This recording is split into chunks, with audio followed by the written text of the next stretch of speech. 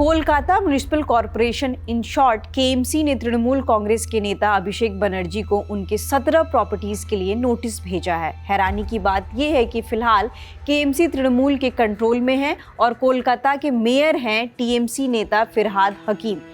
इस मामले पर फिरहाद हकीम की भी प्रतिक्रिया आई है, उस पर हम बाद में आएंगे, पहले ये मामला समझ लेते हैं। द हिंदू की रिपोर्ट के मुताबिक इस पूरे कंट्रोवर्सी की शुरुआत 19 मई को हुई थी। केएमसी ने अभिषेक बनर्जी के 17 प्रॉपर्टीज को नोटिस भेजा। प्रॉपर्टीज की लिस्ट में अभिषेक के माता पिता और उनकी कंपनी लीप्स एंड बाउंड्स का पता भी शामिल है। इस लिस्ट में अभिषेक का घर शांति निकेतन, जो कि हरीश मुखर्जी रोड पर है, वो भी इंक्लूडेड है। म्युनिसिपल कॉर्पोरेशन का कहना है कि ये सारे प्रॉपर्टीज का कंस्ट्रक्शन अनऑथराइज्ड है, मतलब इलीगल कंस्ट्रक्शन है, इसलिए इसे 7 दिन के भीतर खुद ही तोड़ दिया जाए। ये कंट्रोवर्सी 20 मई को और बढ़ जाती है जब भारतीय जनता पार्टी ने 43 प्रॉपर्टीज की लिस्ट जारी किया और दावा किया कि ये प्रॉपर्टीज अभिषेक ओन करते हैं और कुछ प्रॉपर्टीज अभिषेक से जुड़े लोग जॉइंटली ओन करते हैं। इंडिया टुडे की रिपोर्ट के मुताबिक बीजेपी ने इन प्रॉपर्टीज का डेटा कोलकाता म्युनिसिपल कॉर्पोरेशन से लिया है। इस मामले में टीएमसी नेता साकेत गोखले ने कहा है कि ये कोई और अभिषेक भी हो सकते हैं, ये कोई जरूरी नहीं है कि अभिषेक बनर्जी नाम का एक ही व्यक्ति हो। पूरे मामले में टीएमसी एमपी सायनी घोष का भी नाम आया। आरोप लगा कि 19D7 टैंक्स लेन एड्रेस वाली प्रॉपर्टी सायनी और अभिषेक जॉइंटली ओन करते हैं, जिस पर सायनी ने एक्स पर अपने रिएक्शन दिए। उन्होंने लिखा, मैंने कुछ सोशल मीडिया फॉरवर्ड्स देखे जिनमें दावा किया गया है कि अभिषेक बनर्जी और सायनी घोष कोलकाता में 19D7 टैंक्स रोड प्रॉपर्टी को जॉइंटली ओन करते हैं, जिसके कॉन्टैक्ट के लिए कोई मोबाइल नंबर नहीं है। मैं ये नहीं कह सकती कि वो कौन है, पर वो सायनी घोष नहीं है, जो एक हम्बल बैकग्राउंड से आई है, जिसने आज तक राजनीति से कोई फाइनेंशियल बेनिफिट्स नहीं लिए हैं। इस मामले में अभिषेक बनर्जी ने कहा है कि वो झुकने वाले नहीं हैं। इवन गवर्नमेंट उनके घर को ढा भी दे तो भी वो झुकेंगे नहीं।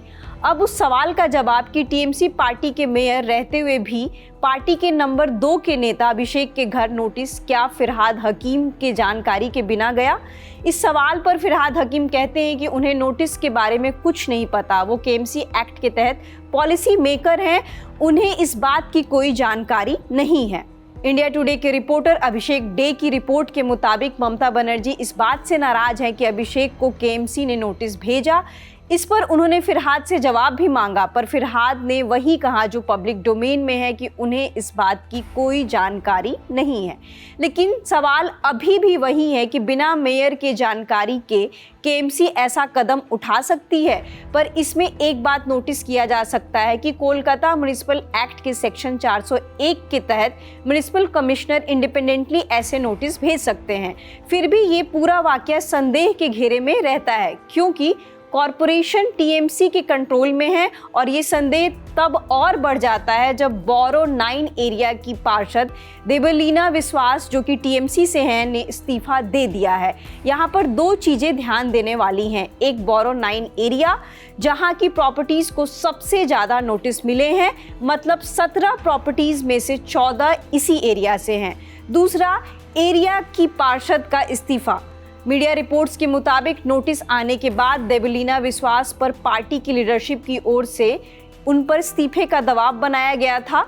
वैसे ऐसे कई इंस्टांसेस रहे हैं जहां टीएमसी वर्सेस टीएमसी देखने को मिला है। 2023 में पार्किंग फी बढ़ने को लेकर भी टीएमसी वर्सेस टीएमसी हुआ था।